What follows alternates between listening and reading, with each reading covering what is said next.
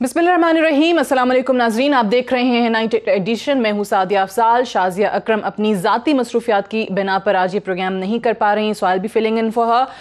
आज की सबसे बड़ी खबर तो ये आई कि वज़ीर आज़म इमरान खान ने अपनी काबीना में तब्दीलियाँ जो हैं वो की हैं और बहुत ही अहम प्रेस कॉन्फ्रेंसेस करती रोज़ाना की बुनियाद पे इत्तलात की वज़ीर मुअव्विन ख़ुसूसी बराए इत्तलात डॉक्टर फिरदौस आशिक़ साहिबा को डी नोटिफाई कर दिया गया है, उनके ओहदे से हटा दिया गया है और उनकी जगह आसिम सलीम बाजवा साहब को मुअव्विन ख़ुसूसी बराए इत्तलात और नशरियात तैनात किया गया है, जो कि DGIS पे भी रह चुके हैं और कमांडर सदर्न कमांड भी रह चुके हैं और आजकल CPEC को हेड कर रहे हैं, चेयरमैन हैं CPEC के।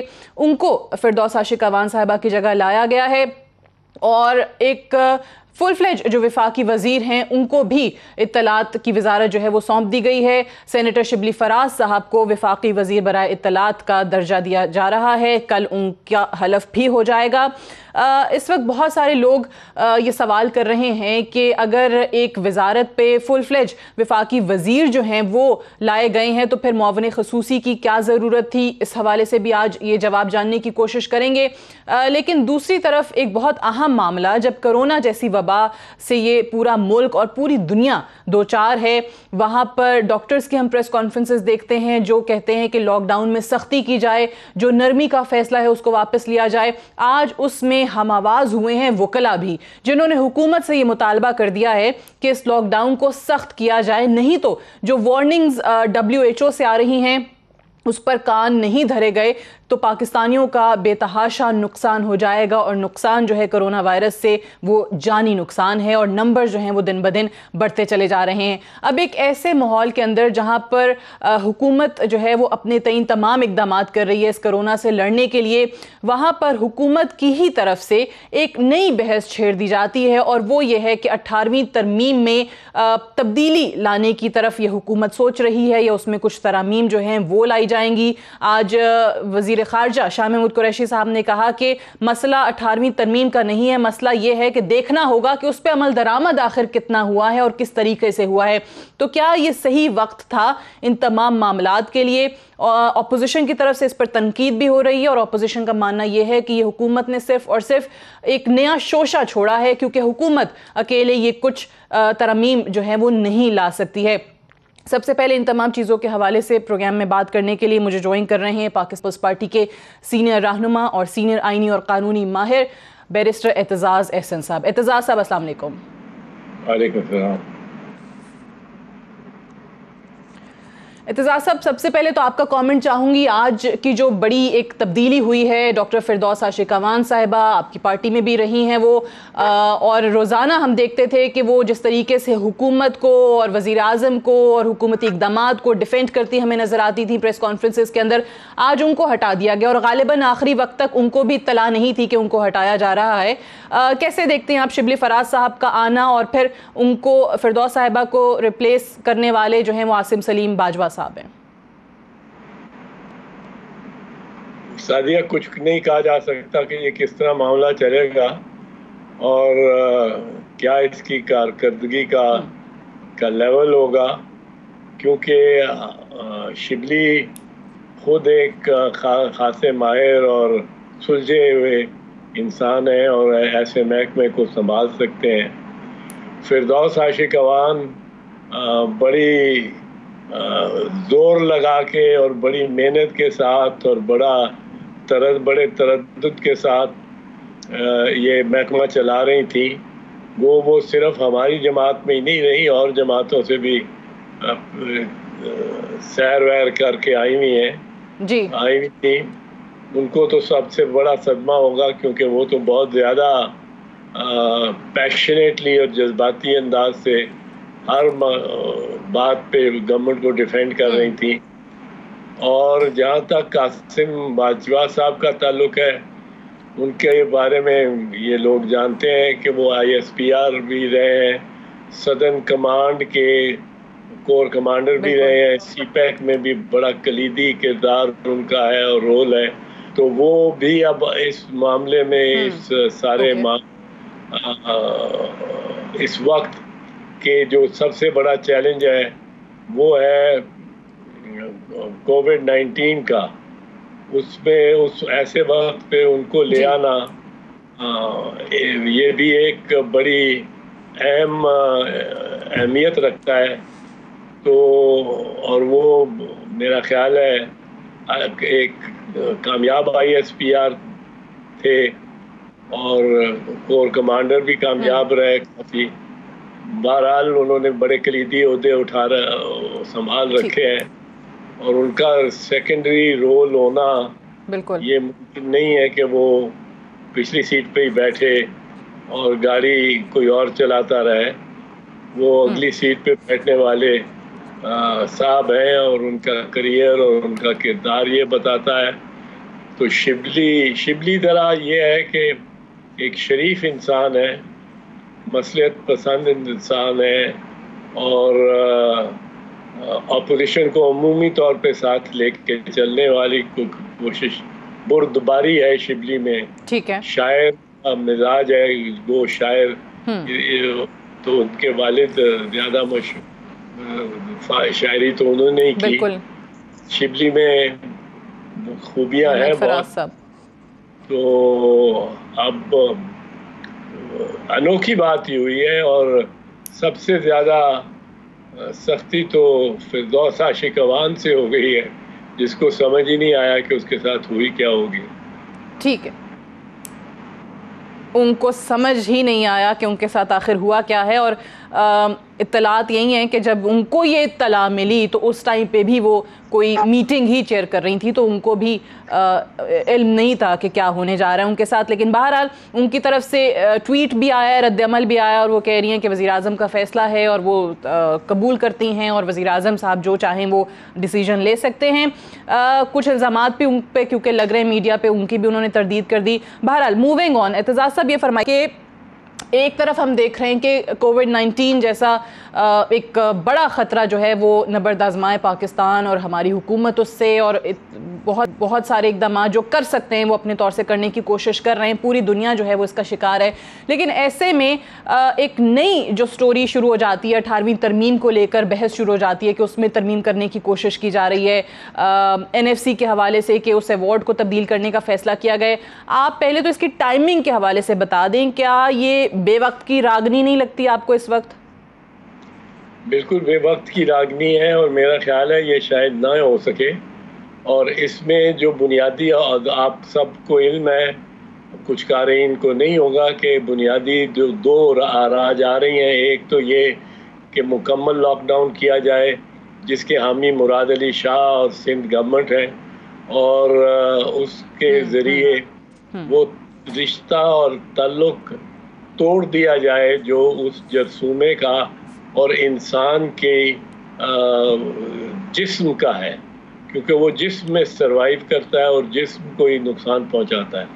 अगर तकनीकी तौर पे बिलफर्ज ये मुमकिन होता कि पाकिस्तान नहीं, दुनिया की 7 अरब आबादी, हर शख्स 7 अरब में से एक दूसरे से 7 फुट दूर खड़ा रह सकता 17 दिन के लिए, तो ये जरसूमा ख़त्म हो गया होता, मर गया होता। पर वो मुमकिन नहीं है, वो हो ही नहीं सकता।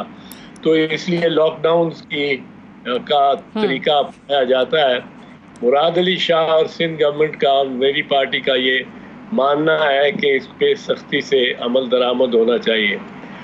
वज़ीर-ए-आज़म का ख्याल है कि ये इससे हम सिर्फ लोगों की जानें ही नहीं बचाएंगे, हमें उनके रोज़गार को भी बचाना है। अब रोज़गार को बचाना एक ये टेक्निक रोज़गार को बचाने की इटली में भी आजमाई गई, स्पेन में, बरतानिया में और अमेरिका में 4 ऐसे ममालिक में अपनाई गई जहाँ ये बहुत जिसका नुकसान हुआ और तीसरे महीने में आके एकदम से वो एक्सप्लोड हुआ। और अब हम तीसरे महीने में हैं, जिसका इमरान खान भी कह रहे हैं कि ये हमारे लिए बड़ा दुश्वार महीना होगा। उनके हवाले से ही बिल्कुल उनकी पॉलिसी से। बट बिल्कुल सही है, जाहिर है आपकी पार्टी का और सीएम साहब का, मुराद अली शाह साहब का सिंध को लेकर और पूरे मुल्क को लेकर एक राय है। वो कहते हैं कि सख्ती से अमल दरामद हो, लॉकडाउन जो है उसको सख्त किया जाए, नरमियाँ जो हैं वो फैसला गलत है नरमियाँ करने के लॉकडाउन में। लेकिन एक और चीज़ भी एतजाज़ साहब, बिलावल भुट्टो साहब कह रहे हैं कि सूबों से वो कहते हैं कि लाताल्लुकी जो है वो वज़ीर आज़म साहब को है, ये उन पे वज़ीर आज़म साहब पे इल्ज़ाम उन्होंने लगाया है। ये मुझे समझा दें कि लाताल्लुकी कैसे है? चारों हम देखते हैं कि वज़राए आला बैठे भी होते हैं NCOC की मीटिंग में, national command and operation centre के मामला जो है वो उनके सामने होते हैं, उनसे मशवरे किए जाते हैं, वो फैसला साजी के अंदर शामिल होते हैं। जो सामान आता है, जो इक्विपमेंट्स हैं वो भी सूबों को दिए जा रहे हैं, NDM में हमें बता रहा होता है सारी डिटेल्स। तो सारे सूबों को ऑन बोर्ड लेके विफाक इस वक्त चल रहा है इस मामले के अंदर। तो कैसे वो कह रहे हैं कि वज़ीर आज़म साहब जो हैं वो लाताल्लुक हैं, उनका कोई ताल्लुक ही नहीं है चारों सूबों से कोरोना वायरस के मामले में? दो तीन बातें हुई हैं। एक तो सूबाई वो जो ऑल पार्टीज कॉन्फ्रेंस बुलाई थी वज़ीर आज़म ने, और उससे वो अपनी तकरीर करके खुद उठ के चले गए थे, और उन्होंने एक बेतनाई सी दिखाई थी जिस तरह किसी और की उनको कोई ज़रूरत नहीं है। दूसरी बात यह है कि सूबों में उनकी जो शिकायत सिंध गवर्नमेंट को है वो इसी बुनियाद पे रही है कि उनका और वफाकी हुकूमत का एक इख्तलाफ जो रहा है ऑन टोटल लॉकडाउन या स्मार्ट लॉकडाउन, और इस पे वो सिंध गवर्नमेंट समझती है कि उसको टोटल लॉकडाउन पे इमदाद उस किस्म की नहीं दे रही वफाकी हुकूमत, बल्कि वफाकी हुकूमत की ख्वाहिश ये है कि वो 18वीं तरमीम जिसके तहत खुद मुख्तारी सूबों को मिली थी और सूबे खुद मुख्तार होके अपने तई आप फैसले कर सकते थे, वो उसको ज़रा ख़त्म किया जा रहा है या नरम करने की कोशिश की जा रही है, या प्रोपेगेंडा होता है, या वज़रा वफाकी वज़रा जिस तरह वाडवा साहब थे या अली जैदी साहब ने बातें की, बड़ी सख्त बातें कही है। एक तो मेरी ख्वाहिश है बड़ी सख्त, मैं समझता हूँ हमें मामला बिगड़ जाएगा, वरना ये ऐसा चैलेंज जो है ये नौए इंसानी को कभी पहले नहीं आया कि जो लाइलाज है, जो अगर हो जाए तो इलाज उसका कुछ नहीं है, वो खुद जिस्म की दिफाई कुव्वतों से उसको हरा दे तो हरा दे इंसान, वरना ये ख़त्म होने वाला नहीं है।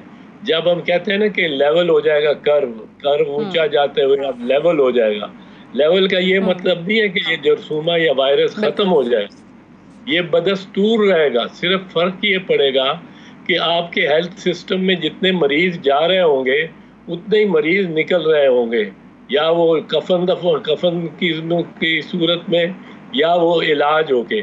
सो आपके वो कर्व जो है बजाय ऊपर जाने के, वो आपके अस्पतालों का सिस्टम उसको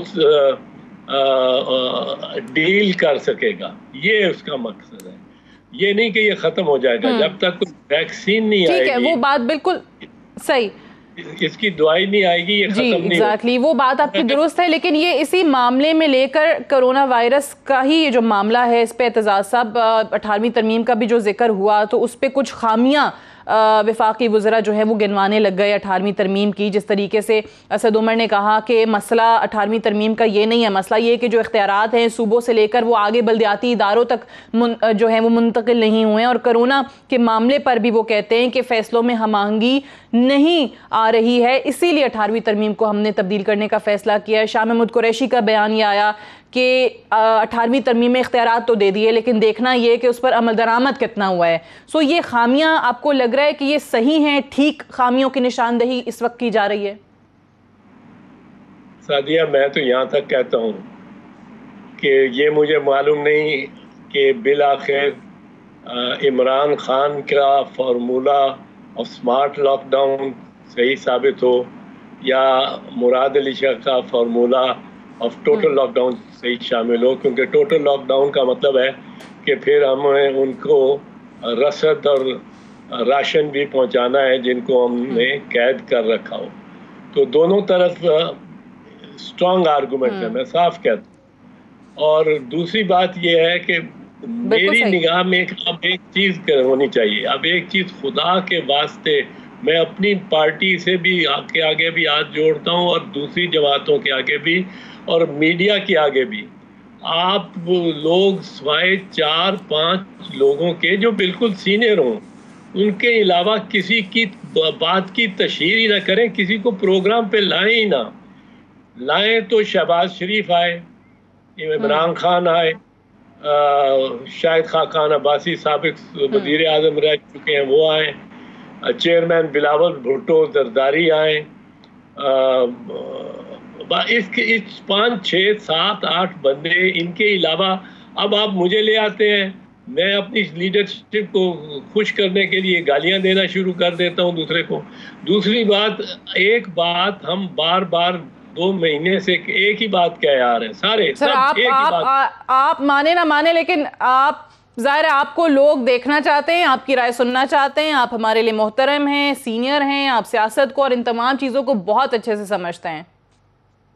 अच्छा जी, आपका शुक्रिया, पर बेशक मुझे भी ना लाए, कोई किसी को ना लाए, सिर्फ 8-7 बड़े जो लीडर्स हैं, टॉप के लीडर्स हैं पार्टीज के, उनको लाएं, उनकी राय लें, उनकी राय आपस में वो बैठेंगे तो एक दूसरे के साथ एग्री भी कर जाएंगे।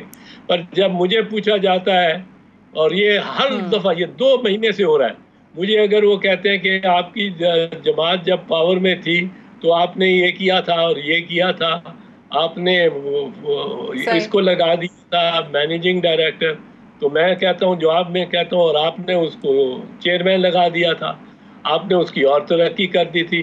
वो कहता है आपने ये किया था, मैं कहता हूँ आपने वो किया था। अपनी कोई बात करने को तैयार नहीं, आपने किया, आपने किया, आपने किया, एक दूसरे के साथ झगड़े कर करके सेकंड लाइन ऑफ लीडरशिप को तो बिल्कुल खामोश कर देना चाहिए मेरे ख्याल में। बड़े नेक, बड़े अच्छे लोग हैं, बहुत अच्छे लोग हैं, और बड़े पढ़े लिखे दानिश्वर लोग हैं। जिस तरह मैं अपनी पार्टी का कह सकता हूँ, नफीसा शाह है, बहुत दानिश्वर, बड़ी अच्छे तहम्मुल से बात करती हैं। तो इस तरह के लोग, लेकिन मैं कहता हूँ इनको भी आप एलिमिनेट करो, मुझे भी एलिमिनेट करो, खुदा के वास्ते 1 महीना मॉरेटोरियम लो, कोई लीडरशिप, कोई वाडवा ना आए, कोई वो फवाद चौधरी ना आए, कोई हमारा इस किस्म का बंदा ना आए, कोई नून इस किस्म का बंदा ना आए, कोई ये सेकंड और थर्ड टियर को बिल्कुल आप ब्लैकआउट कर दें, और टॉप लीडर्स को सिर्फ आप कह रहे हैं कि तमाम जमातों की जो है वो टॉप लीडरशिप जो है वो आए, जब तक ये क्राइसिस चल रहा है, ये इमरजेंसी सिचुएशन है, नेशनल इमरजेंसी है, लेकिन अभी तक इकट्ठा ही नहीं हो पा रही हमारी क़यादतें कि करना क्या है। आपने खुद कहा कि दोनों तरफ के जो दलाइल हैं और जवाब हैं वो बहुत स्ट्रॉन्ग हैं। वो टॉप 2 के अलावा कोई ना आए, क्योंकि ये सिर्फ झगड़ा फिर होता है, फिर झगड़ा ही होता है। तो मैं देख रहा हूँ शरीफ मुसद्दक मलिक जैसा, वो इस तरह झपट रहा है आजकल, इस तरह गुस्से में आ रहे हैं, और वो मुझे तो हैरत होती है। और उससे फिर एक दूसरे के खिलाफ गलत फहमियाँ पैदा हो रही हैं, सूबों में हो रही हैं, रीजन्स में हो रही हैं, तबकात में हो रही हैं, बिजनेस सर्कल्स में हो रही हैं। अब ऊपर उलमा जो है, जो कमाल इन्होंने कर दिया है कि जी हमने मसाजिद खुली रखनी है। वो भाई मसाजिद खुली रखनी है, अल्लाह ताला ने कुछ असूल बनाए हुए हैं। अल्लाह ताला ने ये असूल बनाया हुआ है कि अगर आपको तैरना नहीं आता और समुंदर में छलांग लगाएंगे तो मासवाए तब कि अल्लाह ताला ने कोई मौजज़ा दिखाना हो किसी पैगंबर के ज़रिए, तो आप डूब जाएंगे। और ना आप पैगंबर हैं, ना आपके ज़रिए को मौजज़ा दिखाने का अल्लाह ताला को कोई इस वक्त यारा है, तो आप डूब जाएंगे अगर आप समुंदर में छलांग लगाएंगे। इसी तरह अल्लाह ताला ने असूल बनाया हुआ है कि आप मस्जिद में हो, आप बारगाह में हो, आप कहीं भी हो, अगर आप 6 फुट से कम फासले पे किसी मरीज को ये कोरोना के मरीज के करीब होंगे तो आपको भी बीमारी हो जाएगी, और आपसे 10 आदमियों औरों को भी लगेगी। और उलमा तो घर बैठ गए हैं, वो ऐलान कर दिया, मुफ्ती मुफ्ती साहब जो चांद देखने की तरफ होते हैं, मुनीबुर रहमान, कि मैं तो नहीं जाऊंगा, अब खुद तो जाते नहीं है उधर, और लोगों को वहां भेजेंगे। सर वो इसलिए भी नहीं जा सकते क्योंकि वो जो 20 नुकात पर तय हुए हैं जो सदर साहब की मीटिंग के अंदर, उसमें एक नुक्ता ये रख दिया गया है कि 50 साल से ऊपर के अफराद जो हैं वो मस्जिद नहीं जाएंगे। तो आप मुफ्ती मुनीब साहब माशाल्लाह 50 साल से ऊपर के नहीं जा सकते। आप तो उलमा ने बचा लिया, लेकिन दूसरों को की जानों को खतरे में डाल दिया। और फिर ये कौन इंश्योर करेगा कि मेरे एक मोहल्ले में 4 मस्जिदें हैं, वहाँ क्लोरीन से रोज 2 दफा साफ हो रहा है, फर्श के नहीं हो रहा, कि क्लोरीन इमाम तो नहीं खा गया उसके पैसे। तो ये चीजें, ये देखने की चीजें हैं। अल्लाह ताला का असूल है, जो छलांग मारेंगे समुद्र में तो डूबेंगे, अगर तैरना नहीं आता तो। अगर आप जरसूमे के करीब खड़े होंगे तो आपको जरसूमा होगा, और ये मल्टीप्लाई होगा, 1 से 2 को लगेगा, 2 को 4 से लगेगा, 4 को लगेगा, 4 को 8 से लगेगा, 8 से 16 को लगेगा, और 64वें तक जब जाओगे तो 1 अरब बंदे तकरीबन इस फ्रैक्शन में, इस फॉर्मूला में आ चुका होगा। तो ये खबर नहीं, अब उलमा जो है इनके बारे में, तो वो जो नुकात हैं, SOPs हैं, उन पर अमल दरामद को भी यकीनी बनाना एक बड़ी अहम जिम्मेदारी है। और आप कहते हैं कि इस नेशनल इमरजेंसी के अंदर जो टॉप लीडरशिप है तमाम जमातों की, उन्हीं को आना चाहिए मीडिया पे। But I would still want you to be on my shows Aitzaz साहब, and you know it that you are one of my faves. I have to wind up है। बहुत बहुत शुक्रिया बैरिस्टर एतजाज एहसन साहब, इस सेगमेंट में हमसे बात कर रहे थे। I have to go for a break से वापस आएंगे, हम डिस्कशन को यहीं से आगे बढ़ाएंगे। Stay tuned.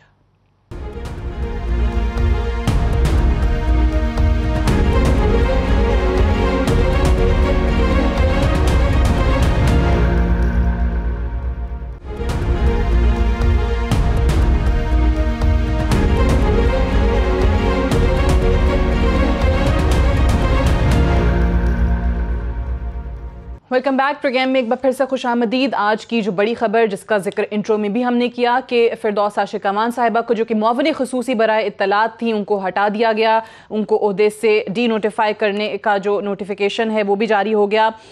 सबसे पहले तो इस हवाले से हम बात करेंगे। हमारे साथ मौजूद हैं सेनेटर फैसल जावेद साहब, सीनियर रहनुमा हैं पाकिस्तान तहरीक इंसाफ के, और चेयरमैन भी हैं standing committee on information and broadcasting के। बहुत बहुत शुक्रिया सेनेटर फैसल जावेद साहब, आपने हमें ज्वाइन किया है।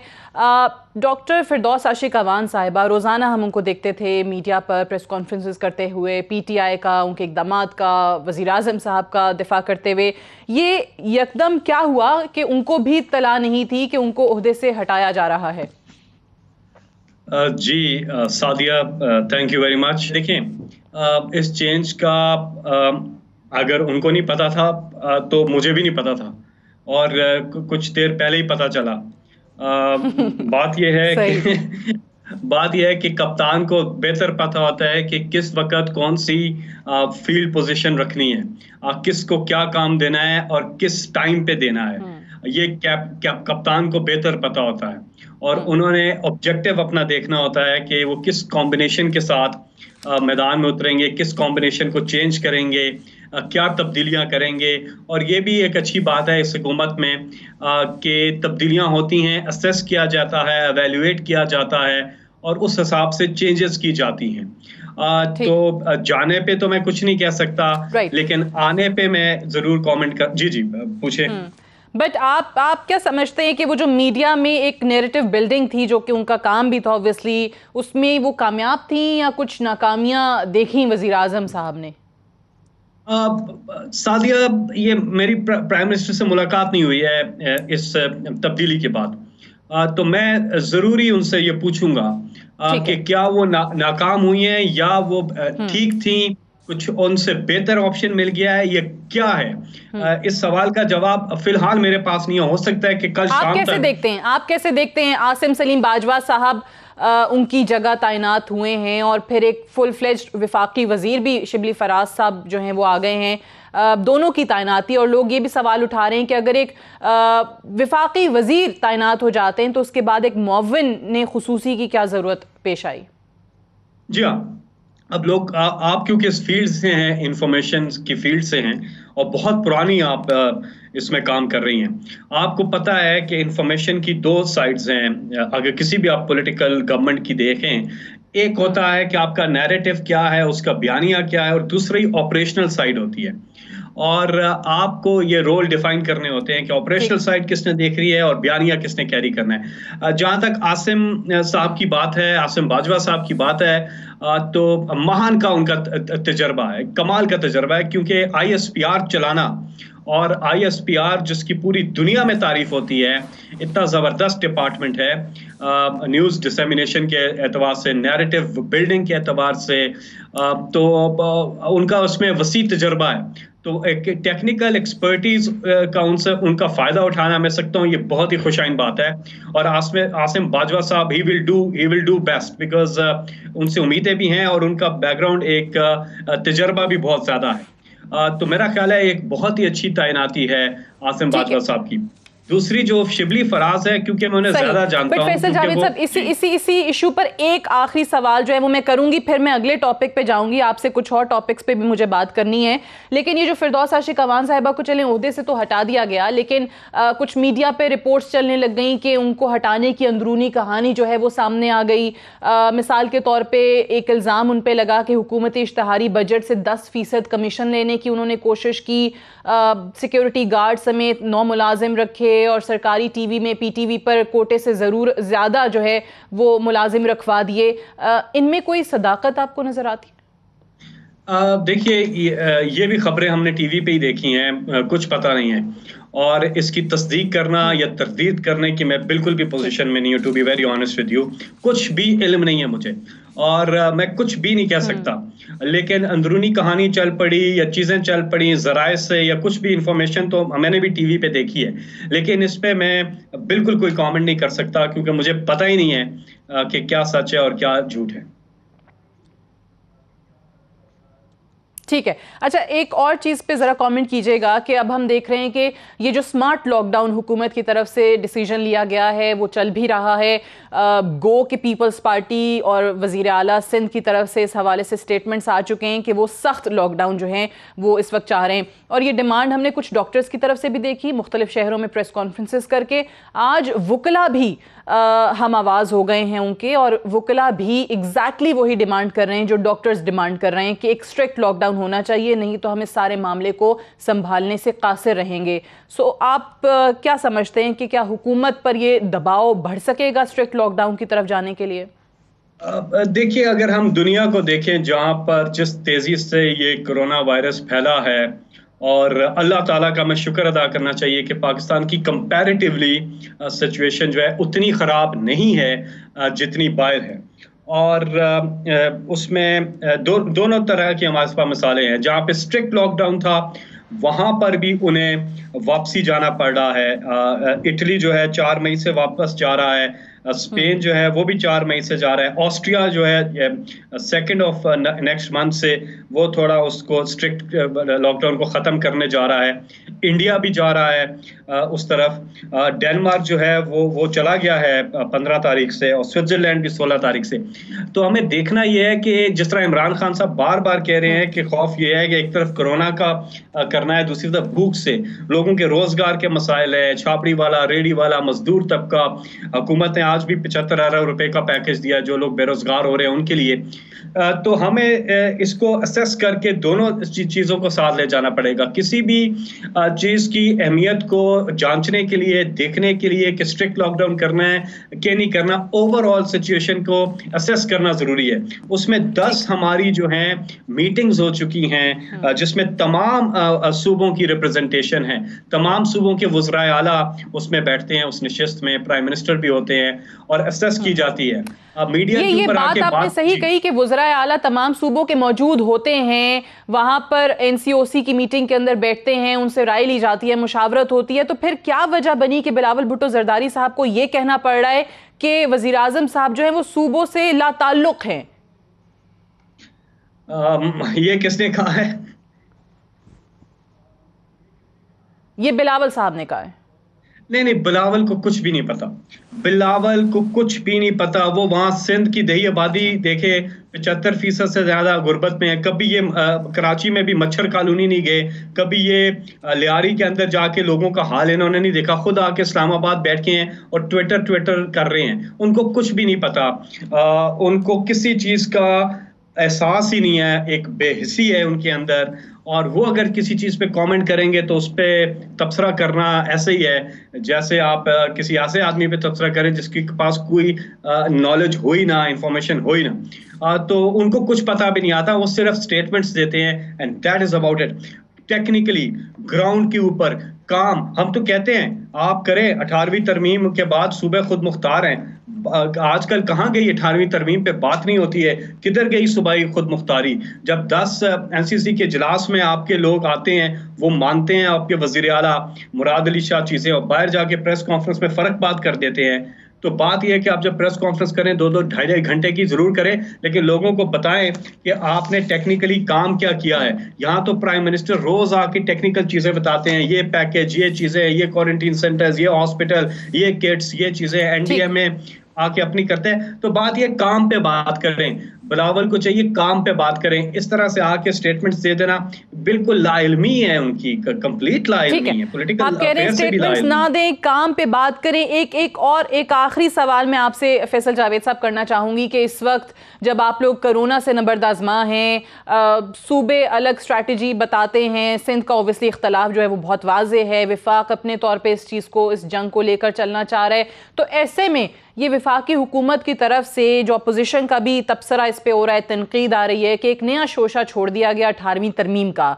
सो आपको नहीं लगता कि ये टाइमिंग इस लिहाज से, इस बहस के लिए भी, चाहे 18वीं तरमीम में बेतहाशा खामियां होंगी, आप लोगों का मौक़िफ़ भी दुरुस्त होगा, लेकिन इस वक्त इस बहस को करना या इस टॉपिक को छेड़ना आप लोगों के लिए मसाइल ज़्यादा नहीं खड़े करेगा? ये पता नहीं किसने ये बहस छेड़ दी है। अगर 18वीं तरमीम में सिर्फ एक चीज तो नहीं, उसमें बहुत सी चीजें हैं। यहाँ पे तो हम कह रहे हैं, सिंध वाले क्यों नहीं बात करते 18वीं तरमीम की पावर का, कि 18वीं तरमीम ने सूबों को खुद मुख्तार किया है, तो वो खुद मुख्तारी है किधर? पंजाब के वजीर सेहत का नाम आता है, खैबर पख्तूनख्वा के वजीर सेहत का नाम आता है, सिंध के वजीर सेहत का नाम तो गूगल करना पड़ता है लोगों को। और फिर हमें वज़ीर आला भी अगर आप देखें तो ज्यादा प्रैक्टिकली जो काम पे नजर आते हैं वो पंजाब और खैबर पख्तूनख्वा के हैं। तो 18वीं तरमीम अगर, अच्छा असेंबली का तो इजलास हो नहीं रहा कोरोना वायरस की वजह से, अगर तरमीम होनी है तो असेंबली में होनी है, असेंबली की तो नशिस्त ही नहीं हो रही, तो कैसे तरमीम हो सकती है?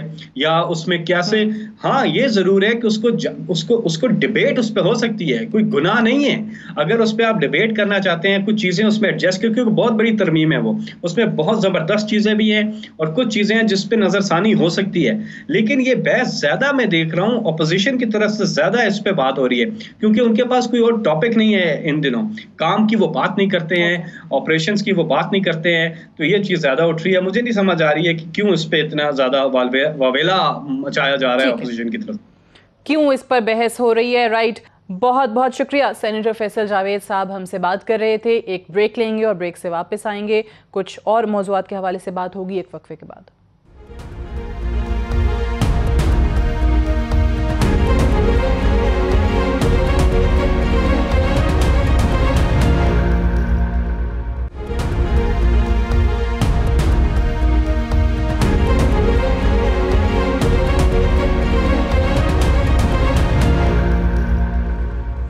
Welcome back. प्रोग्राम में एक बार फिर से खुशामदीद। भारत में जो मुसलमानों के खिलाफ एक रवैया और एक नारा लेकर बीजेपी की जो जमात है वो ऊपर आ रही है, उनके मुतअद्दिद रहनुमा इस हवाले से कई बयानात दे चुके हैं। मुसलमान मुखालिफ उनका ये बयानिया किसी से ढका छुपा नहीं है और अब वो बढ़ते बढ़ते खलीजी मुमालिक तक भी जा रहा है। इसी हवाले से हम देख रहे हैं कि आलमी बिरादरी में कहीं ना कहीं से ये कंसर्न सामने आ रहा है, इस पर आवाज़ भी उठाई जा रही है। ये जो इस्लामोफोबिया है है। इस हवाले से कुछ ममालिक के बयानात भी आ रहे हैं और इसको रोकने के लिए अपील भी की जा रही है आलमी बिरादरी से। जो फोरम्स हैं इस हवाले से, जो ऑर्गेनाइजेशंस हैं, उनसे भी कहा जा रहा है कि वो इसमें मुदाखलत करें, जैसे कि OIC से मुदाखलत की अपील की गई है और ये कुवैती काबीना की तरफ से की गई है कि भारत में मुसलमानों पर जो मजालिम है उनको अब रुकना चाहिए। जो मकबूजा कश्मीर में मुसलमानों के साथ हो रहा है वो भी किसी से ढका छुपा नहीं है। 266 दिन हो गए हैं इस कर्फ्यू को और पूरी दुनिया एक तरफ कोरोना की वजह से लॉकडाउन में है, उससे बढ़ के जो हमारे कश्मीरी बहन भाई हैं वो किस कदर तकलीफ़ में है उसका अंदाज़ा करना हमारे लिए शायद नामुमकिन हो, क्योंकि बहुत ही ज़्यादा कर्ब और बहुत ही ज़्यादा दर्द है और वहाँ से जो असल कहानियाँ हैं वो बाहर नहीं आ रही उस तरीके से। दुनिया जो है वो उन कहानियों को जानने से और सुनने से कासिर नज़र आती है। लेकिन इन तमाम चीज़ों के हवाले से क्या किया जा सकता है मज़ीद, पाकिस्तान अपना रोल किस तरीके कर सकता है, इस पर बात करने के लिए हमें ज्वाइन कर रहे हैं एम्बेसडर ज़मीर अकरम साहब। बहुत बहुत शुक्रिया ज़मीर अकरम साहब, आपने हमें ज्वाइन किया। सबसे पहले तो मैं आपसे ये जानना चाहूँगी कि भारत के अंदर जिस अंदाज़ में मुसलमानों से जो नफ़रत है उसकी इंतहा नज़र आ रही है, कोरोना वायरस को लेकर भी जो वहाँ से पैगामात आ रहे हैं कि मुसलमानों से दूर रहा जाए, मुसलमानों से कोरोना वायरस फैल रहा है। आज कुछ स्टेट्स के विजुअल्स जो हैं, फुटेज जो है वो सामने आ रही थी जहाँ पर राशन डिस्ट्रीब्यूशन के अंदर जो मुसलमान ख़ानदान आते थे तो उनको कहा जाता था कि हिंदू धर्म का नारा सबसे पहले बुलंद करें तो उसके बाद आपको राशन दिया जाएगा। कहीं ना कहीं आपको इसका कोई मंतकी अंजाम नज़र आ रहा है? ये मुसलसल दिन ब दिन ये चीज़ बढ़ती चली जा रही है। ये मोदी सरकार का पहले से एक जो आइडियोलॉजी रही है हिंदुत्व की और मुसलमानों को टारगेट करने की, ये अब ये कोरोना वायरस की एपिडेमिक की आड़ में इसको आगे बढ़ाया जा रहा है। और इसमें एक्सक्यूज़ ये दी जा रही है कि एक कोई जो इज्तिमा हुआ था तबलीगी जमात का, उसकी वजह से हिंदुस्तान में ये वबा फैली है। लेकिन ये सरासर गलत बात है और ये पेंडेमिक हिंदुस्तान में उससे पहले आ चुका था। और ख़ास तौर पे ये तबलीगी जमात का जो इज्तिमा था उससे जो कुछ भी हुआ है वो उस इज्तिमा से पहले हिंदुस्तान में ये वाक़ियात शुरू हो गए थे, केसेस।